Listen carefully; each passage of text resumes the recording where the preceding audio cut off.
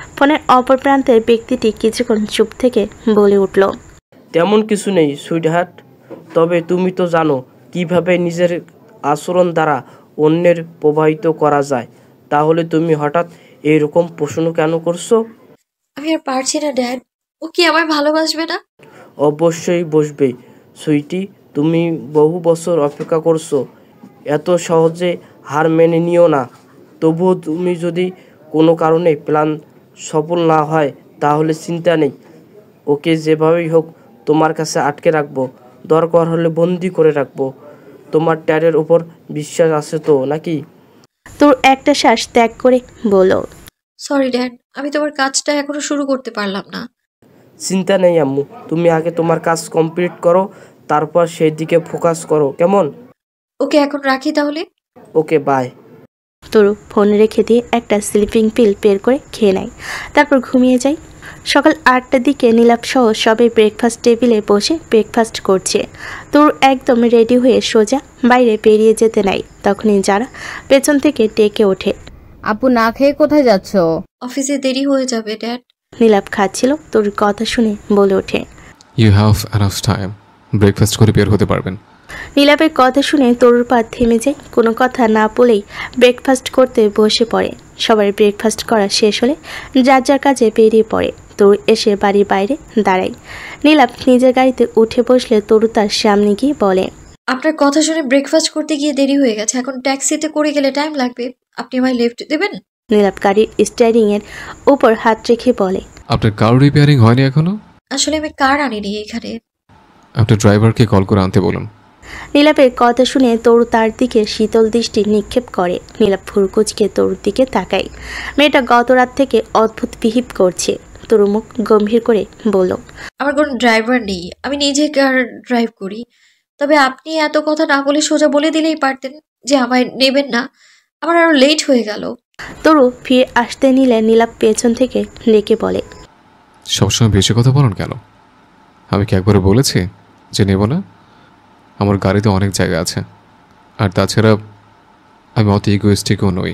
তরু কোনো কথা না বাড়িয়ে নীলাপের পাশের সিটে এসে বসে। 5 মিনিটের রাস্তা নীরবেই কেটে গেল। অফিসে এসে নীলাপ সবার উদ্দেশ্যে বলল, মাহেশ শেখ আর মিস রহমান, চলুন আমরা জুম রিভারের কাছে গিয়ে তদন্ত করব। আমিও যাব। নীলাপ কিছু বলল না। তারা অফিসের গাড়ি করে বেরিয়ে গেল। তারা সেখানে পৌঁছে দেখলো এখন নদীতে স্রোত আসতে শুরু করেছে। নীলাপ নদীর পাড়ে থাকা একটা দোকানের সামনে গিয়ে দাঁড়ালো। তারপর দোকানদারের কাছে জিজ্ঞাসা করলো, আমরা সিআইটির লোক, এই নদীর পানির উৎপত্তিস্থল কোথায় বলতে পারবেন? না স্যার, তা তো ঠিক বলতে পারবো না, তবে প্রায় 10 কিলোমিটার দূরে। হারহর ব্রিজ থেকে দুটো আলাদা নদীর পানি একসাথে মিলিত হয়। Thank you. নীলাপ এসে সবার উদ্দেশ্যে বলে, আমাদের এখন হারবার ব্রিজ অব্দি যেতে হবে, সেখানে গিয়ে তল্লাশি করতে হবে। মোমো বলল, জি স্যার চলুন। মোমো ফ্রন্ট সিটে বসতে এলে তরু তার আগে সেখানে বসে পড়ে, কিন্তু নীলাপ ড্রাইভিং সিটে না বসে ব্যাক সিটে গিয়ে বসে। তারপর মাহির উদ্দেশ্যে বলে, মাহির আপনি ড্রাইভ করুন। মাহির ড্রাইভিং সিটে বসে পড়ে, আর মোমো তো খুশি খুশি ব্যাক সিটে গিয়ে বসে পড়ে। এদিকে নীলাপ এমন করতে তরু ভীষণ রেগে যায়, তবুও সে কিছুই বলতে পারে না। পুরো 20 মিনিট পর তারা হারবার ব্রিজের উপর আসে। এখন সকাল গড়িয়ে দুপুর হতে চলো। বাইরে প্রচণ্ড রোদ। তারা গাড়ি থেকে নেমে ব্রিজের উপর এসে দাঁড়ায়। নীলাপ বলল, আলাদা আলাদা গিয়ে পুরো ব্রিজ পর্যবেক্ষণ করুন। মাহির বলল, ওকে স্যার। মাহির তাকে কিছু বলতে গেলে দেখে তরু বিরক্ত ভরা চোখে তার দিকে তাকিয়ে আছে। তাই মাহির তরুকে কিছু না বলে মোমোকে বলে, ওই বীজ থেকে দুটো নদীর পানি মিলিত হয়েছে, খুব সম্ভবত এখান থেকেই ফেলা হয়েছে লাশগুলো। আপনি আর আমি লেফট সাইডে গিয়ে দেখি স্যার, আর মিস চৌধুরী ওই দিকে যাক। মোমো কিছু বলতে কেউ পারে না, কারণ মাহির সিনিয়র ইন্সপেক্টর, তাই তার কথা মানতে হবে। সে আর মাহির ব্রিজের বাম দিকে রাস্তা ধরে এগিয়ে যায়। তারা যেতে নীলাপ তরুর উদ্দেশ্যে বলে, এখানে দাঁড়িয়ে থাকবেন নাকি কাজও করবেন? তরু কিছু না বলেই আশপাশে তদন্ত করতে শুরু করে। 10 মিনিট পর তরু খুঁজতে খুঁজতে ব্রিজের রেলিংগুলোর এক পাশে রক্তের দাগ দেখতে পাই। নীলাপকে ডাক দেয়, সেই দেখুন এখানে রক্ত লেগে আছে। নীলাপ পর্যবেক্ষণ করে বুঝতে পারে যে এখান থেকে লাশগুলো ফেলা হয়েছে। সে মাহিরকে কল করে ফিরে আসতে বলে। তারা ফিরে আসলে নীলাপ মাহিরকে বলে, আশেপাশে যতগুলো সিসিটিভি ফুটেজ আছে সেগুলো কালেক্ট করুন, কুইক। সিসিটিভি ফুটেজ কালেক্ট করতে করতে বিকাল 3টা বেজে যায়। তরু এর মধ্যে 10 বার খেতে যাবে বলে ফেলেছে। আমার ক্ষুধা লেগেছে, লাঞ্চ করার সময় সেই কখন পেরিয়ে গেছে, খাবেন না? নীলাপ কাজের সময় এসব কথা পছন্দ করে না। আমি তো বললাম গিয়ে খেয়ে আসুন, সামনেই বাজার আছে। তরু বলল, আপনারাও খাবেন, একসাথে খাবো, চলুন, কাজ পরে করা যাবে। নীলাপ একটা শ্বাস পেল, তারও ক্ষুধা লেগেছে। এদিকে তরু বুঝতে পারে যে নীলাপের ক্ষুধা লেগেছে, তবু সে কাজ শেষ না হওয়া পর্যন্ত খেতে যাবে না। তাই সেই জন্য তরু খেতে যাওয়ার কথা বলছে।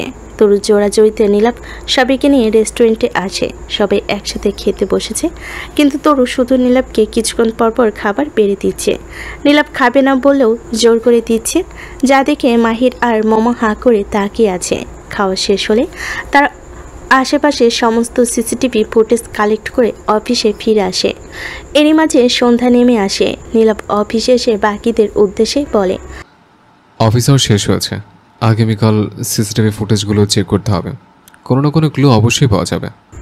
তরু কিছু না বলে বাড়ি ফেরার উদ্দেশ্যে নীলাপের গাড়িতে গিয়ে বসলো। গাড়ি স্টার্ট দিলে তরু নীলাপের উদ্দেশ্যে বলে, সরি রাতের বিহেভিয়ারের জন্য। নীলাপ চুপচাপ টাইপ করছে। তরু খানিকক্ষণ পর বলে ওঠে, একটা কথা বলবো? নীলাপ তরুর দিকে জিজ্ঞাসু দৃষ্টিতে তাকায়। প্রথম যেদিন আপনার সাথে আমার দেখা হয়েছিল সেদিন ভুলবশত আমি একজন গুন্ডাকে শুট করে দিয়েছিলাম। আপনি সেই বিষয়ে কোনো স্টেপ নেননি কেন? আমার কাছে প্রমাণ নেই, আর আপনি যে গান দিয়ে শ্যুট করেছিলেন সেটা আমার গান ছিল, যেখানে আমার হাতের ছাপ আছে। আপনার হাতে ব্যান্ডেজ থাকার কারণে আপনার হাতের ছাপ পড়েনি। শুধুমাত্র এই কারণ? হ্যাঁ। আসলে আমি ইচ্ছে করে সেদিন কিছুই করিনি, আপনি তো জানেন আমি সেদিন ড্রাঙ্ক ছিলাম, তাই ভুলবশত লোকটাকে শুট করে ফেলেছিলাম। তরু আরও কিছু বলার আগেই তার বাড়ির সামনে এসে পড়ে। নীলাপ গাড়ি পার্ক করে ভেতরে চলে যায়। নীলাপ সোজা তার রুমে গিয়ে ফ্রেশ হতে ওয়াশরুমে ঢুকে পড়ে। 7 দিন রোদের মাঝ থেকে ভীষণ ক্লান্ত লাগছে। তরু ফ্রেশ হয়ে নিচে এসে দেখে যারা আর সাবিনা রাতের খাবার রেডি করছে। তরু সেখানে গিয়ে পেছন থেকে বলে ওঠে, যারা কি করছিস? যারা হাতে থাকা ছুরিটা দিয়ে পেঁয়াজ কাটতে কাটতে বলে, ডিনার রেডি করছি আপি, তোমার কিছু লাগবে? তরু স্বাভাবিক স্বরে বলে ওঠে, স্যার আজকে অনেক বেশি পরিশ্রম করেছে, সারাদিন রোদের মধ্যে ছিল, তার জন্য ঠান্ডা ঠান্ডা কিছু বানালে ভালো হতো। সাবিনা তরুর কথা শুনে আর চোখে তাকালেন। হ্যাঁ, অনেক পরিশ্রম করে ছেলেটা। আমার বয়স হয়েছে তাই তেমন খেয়াল রাখতেও পারি না। দাঁড়াও, আমি কিছু বানিয়ে দিচ্ছি। না না আন্টি, আমি নিজের জন্যও বানাবো, সেই সাথে তার জন্যও বানিয়ে নেব। আপনি শুধু বলুন সে কি খাবে। তরু অবশ্য জানে নীলাপ কি খাবে, তবু যেন সাবিনার সন্দেহ না হয় তাই সে জিজ্ঞেস করেছে। সাবিনা মুচকি হেসে বলে, ও ব্যানানা মিল্কশেক পছন্দ করে, তুমি বানাতে পারবে? হ্যাঁ পারবো। তাদের কথার মাঝে নাহিদার নাজমুল অফিস থেকে ফিরে আসে। তাদেরকে উপরে যেতে দেখে তরু সাবিনার উদ্দেশ্যে বলে, ভাইয়া আর আঙ্কেলও তো এসেছে, আমি বরং সবার জন্যই বানাই। সাবিনা অবাক চোখে তরুর দিকে তাকায়। মেয়েটা ততটা চঞ্চল না হলেও অনেক ম্যাচিওর। তার ছেলের জন্য সবসময় সে এমন মেয়েকেই চেয়েছে। সে নিজের ভাবনায় নিজেই অবাক হলো, তবে ব্যাপারটা খারাপ লাগলো না। নাজমুলের সাথে এ নিয়ে কথা বলতে হবে। সাবিনা রান্নার কাজ হানাকে বুঝিয়ে দিয়ে বলে, তুমি এদিকটা দেখো, আমি একটু আসছি। সাবিনা যেতে নিলে তরু পেছন থেকে জিজ্ঞেস করে, আন্টি আপনি কি উপরে তলায় যাচ্ছেন? সাবিনা পিছু ফিরে বলে, হ্যাঁ, তুমি কিছু বলবে? আপনি আসার সময় সবাইকে নিচে আসতে বলবেন। সাবিনা তরুর দিকে এগিয়ে যায়। মেয়েটার মুখ দেখলে তার কেমন যেন মায়া কাজ করে। সাবিনা তরুর মাথায় হাত বুলিয়ে দিয়ে হাসি মুখে বলেন, আচ্ছা বলবো। সাবিনার এরকম কথাই তরু খানিকটা আনকমফোর্টেবল ফিল করে, কারণ এর আগে তাজিম ছাড়া আর কেউ কখনো তার মাথায় এভাবে হাত রাখেনি। সাবিনা চলে গেল আর তরু কিছু না বলে মাথা নিচু করে কাজে মনোযোগ দিল। তার একটাই লক্ষ্য, যে করে হোক বাড়ির সবার মন জয় করতে হবে। তবে আজকের ব্যাপারটা আলাদা। নীলাপের জন্য সে এসব এমনিতে করছে, শুধু তার প্রতি খেয়াল দিলে বিষয়টা ভালো দেখাবে না, সেজন্যই মূলত সবার দিকে খেয়াল দিতে হচ্ছে। এদিকে সাবিনা নিজেদের রুমে এসে দেখে নাজমুল সবেমাত্র ফ্রেশ হয়ে এসেছে। আমার তোমার সাথে কিছু কথা আছে। নাজমুল বেডের উপর বসে বলে, বলো কি কথা? নীলাপের জন্য একটা ভালো মেয়ে পেয়ে গেছে। কথাটা শুনে নাজমুল ভুরু কুঁচকে তাকায়। তাই নাকি? কে সে? সাবিনা সোজা সাপটা বলে দেয়। রানা, কথাটা শুনে নাজমুল বিস্মিত চোখে তাকায়। তুমি জানো তুমি কি বলছো? 2 দিন হলো মেয়েটা এসেছে, এর মাঝেই তুমি এত বড় একটা সিদ্ধান্ত কিভাবে নিতে পারো? তার উপর মেয়েটার পোশাক আশাকের সেন্স আমার ভালো লাগে না, কেমন ছেলেদের মতো শার্ট প্যান্ট পরে থাকে। প্রথমত একজন মানুষকে প্রথম দেখায় বুঝতে না পারলে 1000 বছরও বুঝতে পারবে না। আর দ্বিতীয়ত আমি 2 দিনে মেয়েটাকে পছন্দ করিনি। রানা আমাদের বাড়িতে আগেও একবার এসেছিল, ওর ব্যবহার আচরণ আমার ভালো লাগে। আর তুমি যেই পোশাক আশাকের কথা বলছো সেটা আমি ওকে বুঝিয়ে বললে ও বুঝতে পারবে।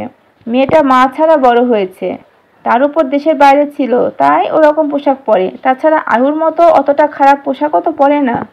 নাজমুল চুপ হয়ে যায়। সাবিনা হঠাৎ ডিসিশন নেওয়ার মহিলা নন। তার উপর নাজমুলের বিশ্বাস আছে, যারা কেউ সাবিনা নিজের মনের মতো গড়ে নিয়েছেন, সেই ক্ষেত্রে সাবিনা সিদ্ধান্তের উপর বিশ্বাস করাই যায়। রানা আমার ছেলের জন্য উপযুক্ত। সব মানুষ জন্মগতভাবে পারফেক্ট হয় না, নিজেদের মনের মতো করে গড়ে নিতে হয়। শুধু অপর মানুষটার ইচ্ছেটা থাকতে হয়, যেটা আয়ুর মাঝে ছিল না, রানার মাঝে আছে। তাছাড়া রানা মেয়েটার সাথে আমার এর বাইরেও দেখা হয়েছিল। নাজমুল সাবিনার কথা বুঝতে পারলেন না। সাবিনা বলতে লাগলেন, তুমি তো জানো আমি প্রত্যেক মাসে অনাথ আশ্রমে যাই, সেখানে থাকা বাচ্চাদের সাথে সময় কাটাতে। তো এই মাসেও আমি গিয়েছিলাম। সেখানে গিয়ে আমি দেখেছি রানা কীভাবে বাচ্চাদের সাথে মিশে গিয়েছিল। ভাবতেই সাবিনার কয়েকদিন আগের ঘটনা মনে পড়ে, যখন সে একটা অনাথ আশ্রমে গিয়েছিল। ত্রানা ঘটনাক্রমে সেখানে সেই আশ্রমে যায়।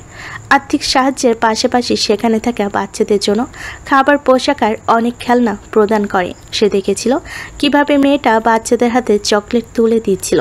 মেয়েটার মুখে হাসি না থাকলেও সেদিন সে অন্যরকম এক মুগ্ধতা দেখেছিল, যা তাকে আকর্ষণ করেছিল। ত্রানা অবশ্য সেদিন তাকে দেখেনি। সেদিনই সাবিনা মনে মনে চেয়েছিলেন যে এরকম একটা মেয়েকে ছেলের বউ বানাবেন। আর যখন সেই সুযোগ নিজে থেকে তাদের বাড়িতে এসেছে, তাহলে সে কেন হাতছাড়া করবেন? সব ঘটনা শুনে নাজমুল নাহিদকে টেক্সট করে তাদের রুমে আসতে বলে। নাহিদ এলে তারা 3 জন বেশ কিছুক্ষণ এই ব্যাপারে আলোচনা করে সহমত প্রকাশ করে। এর মাঝে যারা এসে তাদের ডাক দেয়। বাবা মা তোমাদেরকে আপু নিচে যেতে বলেছে। যারা কথা শুনে সাবিনা বলেন, তুমিও যাও, আমরা আসছি। যারা চলে যেতে নাহিদ বলল, মা আগে ত্রানার সাথে ব্যাপারটা নিয়ে কথা বলতে হবে, কারণ তার তো পছন্দের কেউ থাকতে পারে। তুমি আগে ওনার সাথে আলাদা কথা বলে দেখো, যদি উনি রাজি থাকেন তারপর নীলাভকে এই বিষয়ে জানানো যাবে। সাবিনা বলেন, আচ্ছা আমি আজই কথা বলে দেখব। তরু সবার জন্য স্ট্রবেরি মিল্ক ড্রিঙ্কস আর নীলাভের জন্য ব্যানানা মিল্কশেক বানিয়েছে। সবাই খেয়ে অনেক প্রশংসা করেছে। নীলাভের কাছেও বরাবরের মতোই ভালো লেগেছে। এরই মাঝে তরুর ফোনে কল এলো। তরু রিসিভ করে ডাইনিং রুমে এসে পড়ে। হ্যালো, বল। ফোনের ওপাশ থেকে আভিক বলল, কি বলবো, তোর আজকে দেখা করার কথা ছিল, এলি না কেন? তার উপরে আমার নাম্বার থেকে কল করছি, ধরলিও না। তার উপরে আমার নাম্বার থেকে কল করছে। আমি কয়েকদিন পর সময় পেলে দেখা করবো, এখন ব্যস্ত আছি বলি তরু কল কেটে দিল। খাওয়া দাওয়া শেষ হলে সবাই যার যার রুমে চলে যায়। তরু যেতে নিলে সাবিনা বলেন, তোমার সাথে আমার কিছু কথা ছিল, একটু পর আমার রুমে এসে আমার সাথে দেখা করো কেমন? তরু স্বাভাবিক স্বরেই বলে, আচ্ছা আন্টি। তরু নিজের রুমে বসে বসে ভাবছে যে সাবিনা তাকে কি বলবে, কেনই বা ডাকলো তাকে। তরু বেশি কিছু না ভেবে নিজের শার্ট ঠিক করে ধীর পায় সাবিনার রুমের সামনে এসে দরজায় নক করে। এসো, ভেতরে এসো। তরু রুমে ঢুকে চারিদিকে চোখ বোলায়। সাবিনার রুমটা নীরবের রুমটার মতোই বড়। মূলত তাদের থাকার রুমগুলোই তাদের পছন্দ অনুযায়ী হয়তো বানানো হয়েছে। তরু নাজমুলকে রুমে দেখতে পেল না। সাবিনা বেডের উপর বসে আছেন। এদিকে এসে আমার পাশে বসো। তরুর একটু অস্বস্তি লাগছে, তো বসে গিয়ে সাবিনার সামনে বসলো। তরুর অস্বস্তি বুঝতে পেরে সাবিনা হাসি মুখে বলে উঠলেন, আমাদের বাড়িতে কেমন লাগছে? কোনো সমস্যা হচ্ছে না তো? তরু মাথা নিচু করে বলল, না আন্টি, আমার কোনো সমস্যা হচ্ছে না। সাবিনা বুঝতে পারছে না কিভাবে কি বলবে। তরু ব্যাপারটা বুঝতে পারল না, তবুও স্বাভাবিক হওয়ার জন্য জিজ্ঞেস করলো, আঙ্কেল কোথায়? সেই স্টাডি রুমে আছে। তরু আর কি বলবে ভেবে পেল না। সাবিনাও চুপ করে আছে। খানিকক্ষণ এভাবে থাকার পর তরুই নীরবতা ভেঙে বলল, আপনি কিছু বলবেন বলেছিলেন, কি বলবেন? হ্যাঁ বলবো তো ভেবেছিলাম, কিন্তু বুঝতে পারছি না কিভাবে বলবো আর বলা ঠিক হবে কি না। তরু সরাসরি সাবিনার দিকে তাকায়, হাসার চেষ্টা করে বলে, আপনি আমাকে কোনো দ্বিধা ছাড়াই বলতে পারেন, আমি কিছুই মনে করব না। আসলে আমার ছোট ছেলে নীলাভকে তো তুমি চেনোই তাই না, একসাথে কাজও করো। হ্যাঁ স্যার, তো অনেক ভালো। সাবিনা তরুর কথাই খুশি হলেন। হ্যাঁ আন্টি, আপনি আমাকে যে কোনো প্রশ্ন করতে পারেন, আমি কিছুই মনে করব না। আচ্ছা কিছু মনে না করলে একটা প্রশ্ন করব। এখনকার দিনে প্রত্যেকটা ছেলে মেয়ে রিলেশন করে, আমিও ব্যাপারটা পজিটিভলি নেই, তোমার কি তেমন কিছু আছে? কথাটা শুনে তরু শকড হয়ে যায়। সে কিছুই বুঝতে পারছে না। তরু জিভ দিয়ে ঠোঁট ভিজিয়ে বলে, না না আন্টি, আমার তেমন কিছুই নেই, আমি তো ওগুলো পছন্দও করি না। সাবিনা একটু স্বস্তি পায়। এবার সে সরাসরি বলে, আসল নীলাভের বিয়ের জন্য আমরা মেয়ে খুঁজছি। কথাটা শুনে তরুর চেহারা রং পাল্টে যেতে লাগলো। তবে পরের কথাটা শুনে তার হার্টবিট থমকে যাওয়ার উপক্রম। আমার ছেলেকে তোমার কেমন লাগে? তরু স্তব্ধ হয়ে যায়। সে বুঝতে পারে সাবিনা কি বলতে চাইছে, কিন্তু হঠাৎ করে সাবিনা এরকম কিছু কেন ভাবলো সেটা বুঝতে পারছে না তরু। সে অবশ্য বুঝতেও চায় না। তরু যে বিস্মিত হয়েছে সেটা সে তার চেহারায় ফুটতে দিল না। তরুকে চুপ করে থাকতে দেখে সাবিনা আবারও বলে উঠলেন, আমার ছেলেটা অনেক ভালো, নিজের ছেলে বলে বলছি না, তুমি ওর সাথে কয়েকদিন মিশলেই বুঝতে পারবে। তরুর গলা শুকিয়ে এলো। এখন তাড়াহুড়ো করে ভুলভাল কিছু বলে দেওয়া যাবে না। তরুকে স্বাভাবিক থাকতে হবে। আন্টি, আপনি কি বলছেন আমি বুঝতে পারছি না। সাবিনা কিছুক্ষণ নীরব থেকে বলে উঠল, আমি তোমাকে আমার ছেলের বউ বানাতে চাই, তোমার মতামত কি? তরু মনে হচ্ছে তার গাল দুটো আর কান দুটো পড়ে যাচ্ছে। সে যতই কন্ট্রোল করতে যাচ্ছে কিন্তু পারছে না। তার ফর্সা চেহারা রক্তিম বর্ণ ধারণ করেছে। আর কিছুক্ষণ এখানে থাকলে সে কি করবে নিজেও জানে না। তাই সে বলে ওঠে, আন্টি আপনি এ বিষয়ে আমার ড্যাডের সাথে কথা বলুন, সে রাজি থাকলে আমার কোনো আপত্তি নেই। কথাটা শুনে সাবিনার ভালো লাগলো। অবশেষে বুঝতে পেরেছে যে ত্রানা কথাটা শুনে অনেক লজ্জা পেয়েছে। সাবিনা হাসি মুখে বলল, আচ্ছা আমি তাহলে তোমার আঙ্কেলকে তোমার বাবার সাথে কথা বলতে বলবো। তরু চট করে দাঁড়িয়ে পড়ল। আমি এখন আসি। সাবিনা মাথা নাড়ে। তরু আর অপেক্ষা না করে নিজের রুমে চলে যায়। নাজমুল স্টাডি রুম থেকে বেরিয়ে সাবিনার সামনে গিয়ে বসলেন। ত্রেনাকে তো বলেই দিলে, কিন্তু এবার ছেলেকে রাজি করাবে কিভাবে? সেটা তো তুমি করাবে। আমি? হ্যাঁ বউ, আমি খুঁজেছি, এবার বাকিটা তুমি করবে। আচ্ছা দেখি, আগে নীলাভের সাথে কথা বলতে হবে, পরে মিস্টার চৌধুরীর সাথে কথা বলবো। সে অবশ্য আমাকে চেনে, আমার বিশ্বাস সে এই সম্পর্কে না করবেন না। তরু নিজের রুমে এসে তার ড্যাডকে কল করে এই বিষয় জানায়। আজকে তার খুবই ভালো লাগছে। সে তো ভেবেছিল সবার মন জয় করতে অনেক পরিশ্রম করতে হবে, কিন্তু সে তো বিনা পরিশ্রমেই সফল হতে চলেছে। কেটে যায় দুদিন। নীলাভ তাদের কেসটা নিয়ে ব্যস্ত থাকে। নাজমুল তাকে কিছু বলার সুযোগই পাচ্ছে না। মাহির আর নীলাভ অফিসে বসে কেসটার বিষয়ে আলোচনা করছে। এরই মাঝে তারা জানতে পেরেছে যেদিন দুটো লাশ ফেলা হয়েছে সেদিন আর পরে লাশটা ফেলার সময় একটা সেম গাড়ি ব্রিজের দিকে যাচ্ছিল। ব্রিজের উপর সিসিটিভি না থাকায় তারা বুঝতে পারছে না যে এই গাড়িটা থেকে লাশ ফেলা হয়েছে কিনা। মিস্টার শেখ, গাড়িটার নেম প্লেট চেক করে ডিটেলস বের করুন। জি স্যার, এক্ষুনি করছি। এর মাঝে তোর সামনে গিয়ে বলল, স্যার আমার একটা ইম্পর্টেন্ট কাজ আছে, একটু বাইরে যেতে হবে আমার। আপনার এখন অফিস আওয়ার চলছে, লাঞ্চ টাইমে যেতে পারবেন। আমার কাজটা খুব ইম্পর্টেন্ট। নীলাভ একটা বিরক্তির শ্বাস ফেল। ওকে, কিন্তু 1 ঘন্টার মধ্যে ফিরে আসবেন। তোর কিছু না বলে প্যান্টের পকেট থেকে ফোনটা বের করলো। অনবরত তার ফোন বেজে চলেছে। সে অবশ্য সাইলেন্ট করে রেখেছে। নীলাভ একবার তরুর দিকে তাকায়। তরু বরাবর মতো হোয়াইট শার্ট আর ব্ল্যাক জিন্স পরেছে। মাথায় সোনালি চুলগুলো উঁচু করে বাঁধা। সে তরুর মুখ দেখে বুঝতে পারল যে তরু অনেক বেশি বিরক্ত। সচরাচর তোর এক্সপ্রেশন বোঝা না গেলেও বর্তমানে সে বিরক্ত সেটা বোঝা যাচ্ছে। নীলাভ তরুর দিকে তাকিয়ে আছে। এমন সময় হঠাৎ করে তরু নীলাভের দিকে তাকায়। সাথে সাথে নীলাভ চোখ সরিয়ে নেয়। তরু কিছু না বলে গটগট করে অফিস থেকে বেরিয়ে যায়। তরু অফিস থেকে বেরিয়ে একটা রেস্টুরেন্টে গিয়ে অভিক, বিভান আর লিজার সামনে বসলো। কি ডাকলি কেন? জানিসই তো যে আমি এই টাইমে অফিসে থাকি। অভিক মুখ বাঁকিয়ে বলল, এখন অফিস আওয়ার সেটা জানি, কিন্তু অফিস ছুটির পর তো তুই আরো ব্যস্ত থাকিস, তাই এখনই আসতে বললাম। তরু বলল। কি বলবি তাড়াতাড়ি বল। লিজা বলল। কথাটা শুনে তরুর মাথা গরম হয়ে যায়। এটা বলার জন্য আসতে বললি? বিপান চিন্তিত কণ্ঠে বলল। দেখ তরু, ব্যাপারটা যথেষ্ট সিরিয়াস। তোর ড্যাডের পেছনে লোক লাগিয়ে রেখেছে যাতে তোকে খুঁজে পেতে পারে। আভিক বলল। হ্যাঁ, তোর ড্যাডি আমাকে কল দিয়ে এই ব্যাপারে তোকে সতর্ক করতে বলেছে। ড্যাড আমাকে কল দিয়ে বললেই পারতো। সে জানে, ফোনে বললে তুই গুরুত্ব দিবি না। আচ্ছা বুঝলাম, আমি এবার যাই। ওই ট্রিট দিবি না আমাদের? এত কঞ্জুস হোস না। তরু ফুরু বাকিয়ে তাকালো। কিসের ট্রিট? লিজা বলল। লিসেন, বিয়েটা এখনো ঠিক হয়নি আর নীলাভ এখনো এ বিষয়ে কিছুই জানে না, তাই এই মুহূর্তে কোনো প্রকার ট্রিট পাচ্ছিস না। বিভান কপাল কুঁচকে বলতে লাগলো। দেখ, তুই আমাদেরকে ট্রিট দিলে আমরা দোয়া করে দেব। দেখবি আমাদের দোয়ায় এনজে বুলেটের গতিতে রাজি হয়ে যাবে। তরু নিচের ফোনের দিকে তাকিয়ে দেখে অলরেডি 1 ঘন্টা হয়ে গেছে। সে উঠে চলে যেতে নিলে আভিক বলে ওঠে। ট্রিট না দিলে কিন্তু বদদোয়া করে দিব। তরু ঘুরে এসে আভিকের মাথার চুল টেনে ধরে বলে। কি বদদোয়া দিবি? হ্যাঁ। আভিক তরুর হাত থেকে নিজের চুল ছাড়ানোর চেষ্টা করে বলে। ব্যথা পাচ্ছি। আগে বল কি বদদোয়া দিবি? বদদোয়া দেব যে এনজে তোকে আর দেখতে পাবে না। বিভান এগিয়ে এসে তরুর হাত থেকে আভিকের চুল ছাড়িয়ে নেয়। আভিক মুখ কাঁদো কাঁদো করে বলে।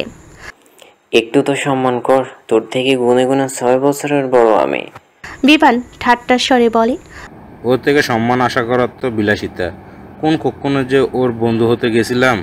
তো বেশ, বড় ভাইকে মারলি তো বেশ, তোকে বদদোয়া দেবই দেব। যা তুই।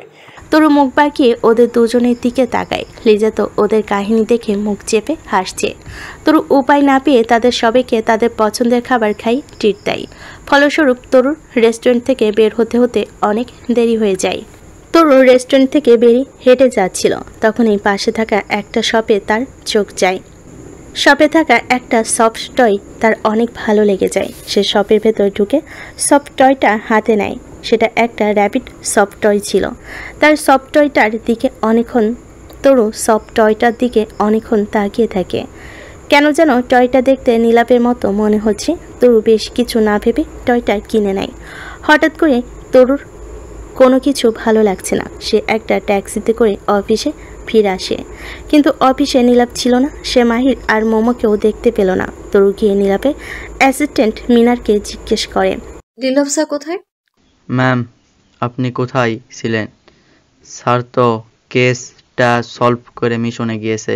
তরু হাতে থাকা সব টয়টা আলতো হাতে চেপে ধরে শান্ত কণ্ঠে জিজ্ঞেস করে। কোথায় গেছে জানেন?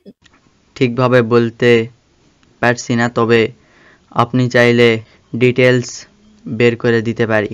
হ্যাঁ, তাড়াতাড়ি দিন। মিনার গিয়ে তাদের আরেকটা অফিসারের থেকে তথ্য নিয়ে জানতে পারে তারা সেই গাড়িটার ডিটেলস থেকে জানতে পেরেছে যে যার নামে গাড়িটা রেজিস্টার করা সে একটা বড় ডাকাত গ্যাংয়ের সাথে যুক্ত, যারা জঙ্গলের আশেপাশে এলাকা থেকে ডাকাতি করে। আমি নীলাভ স্যারের লোকেশনটা জানতে চাচ্ছি। স্যার টিম সহ ওয়েস্ট ফরেস্টের দিকে গিয়েছে সেই গ্যাংয়ের সকলকে অ্যারেস্ট করতে। কথাটা শুনে তরু কিছু না বলে বেরিয়ে পড়ে। অফিস থেকে বেরিয়ে তরু আভিকের নম্বরে কল করে। আবিক, ইমিডিয়েটলি আমার একটা কার লাগবে, তুই ব্যবস্থা কর। তুই এখন কোথায় আছিস আর কি হয়েছে?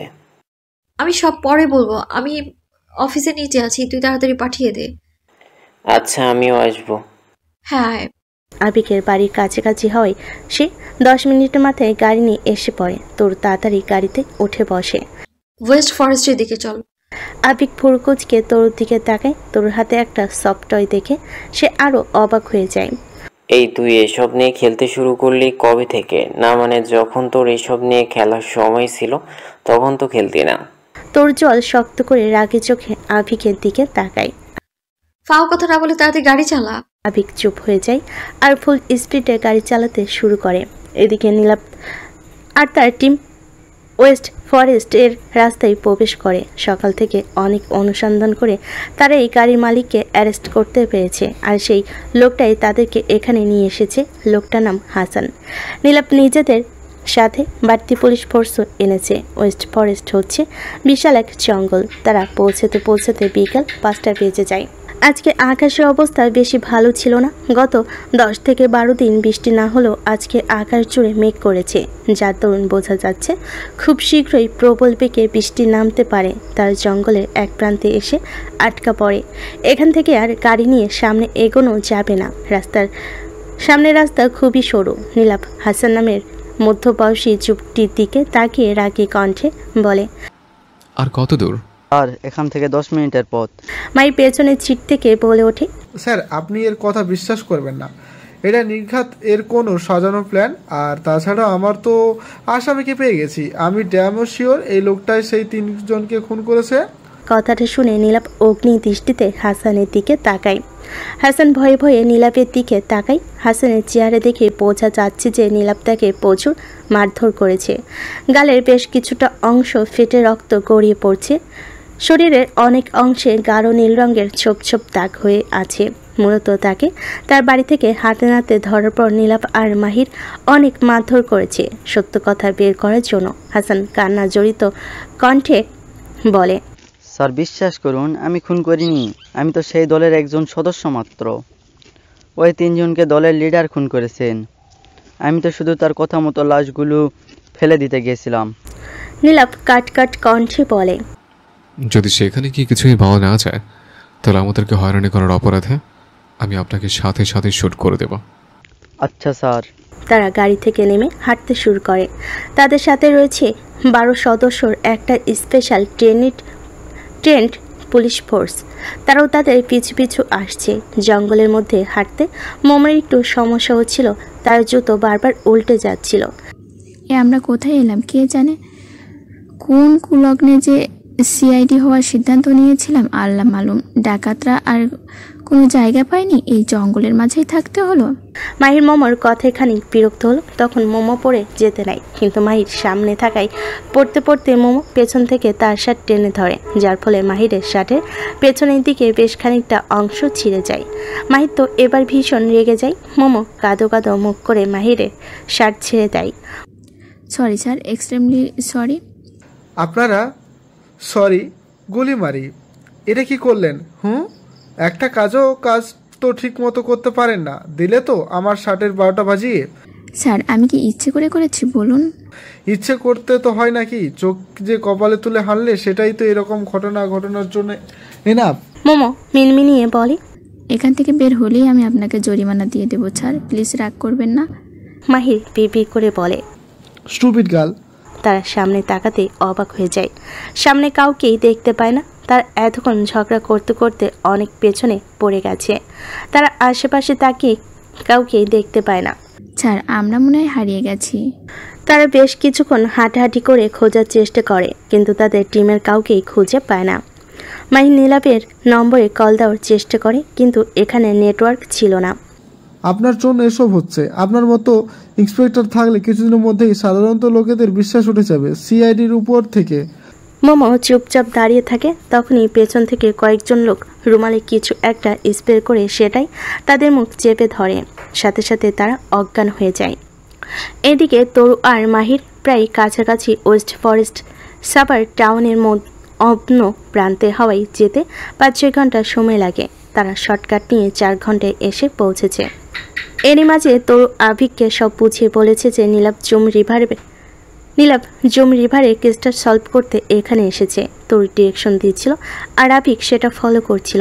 একসময় তারা নীলাভে রেখে যাওয়া গাড়িটার সামনে এসে থামে। আভিক সেই দিকে তাকিয়ে বলে, গাড়িটা তো খালি, তার উপরে এই জঙ্গলটা তো বিশাল, আমরা কিভাবে তোদেরকে খুঁজে বের করব? তরু র্যাপিড টয়টা গাড়ির পেছনের সিটে রেখে দেয়। এখন সন্ধ্যা 7টা। ঘন কালো মেঘের অন্ধকারে চেয়ে গেছে চারপাশ। তার উপর আশেপাশে বড় বড় গাছগুলো পরিবেশটাকে আরো ভুতুড়ে করে তুলছে। তোর গাড়ি থেকে নেমে দাঁড়ায়, ফোনটা বের করে কিছু একটা চেক করে বলে, নীলাভ এখান থেকে 1 কিলোমিটার দূরে আছে। আভিক ভোর কুচকে তাকায়, কিছুক্ষণ ভাবে। কিছু একটা মনে পড়তে তার মুখে হাসি ফুটে ওঠে। ওহো, আমি তো ভুলেই গিয়েছিলাম। নীলাভের হাতের আংটিটাই জিপিএস ট্র্যাকার লাগানো আছে, যেটা মূলত আমরাই লাগিয়েছিলাম ওর উপরে নজর রাখার সুবিধার্থে। তোর কিছু না বলে হাঁটা ধরে। আভিক তার পেছনে যেতে যেতে বলে, জিপিএস ট্র্যাকারটা পৃথিবীর সবচেয়ে পাওয়ারফুল জিপিএস ট্র্যাকার, গুগলের মধ্যে একটা। জিপিএস ট্র্যাকারটা পৃথিবীর সবচেয়ে পাওয়ারফুল জিপিএস ট্র্যাকারগুলোর মধ্যে একটা, তাই যে কোনো পরিস্থিতিতে 100% নির্ভুল লোকেশন পাওয়া যায়।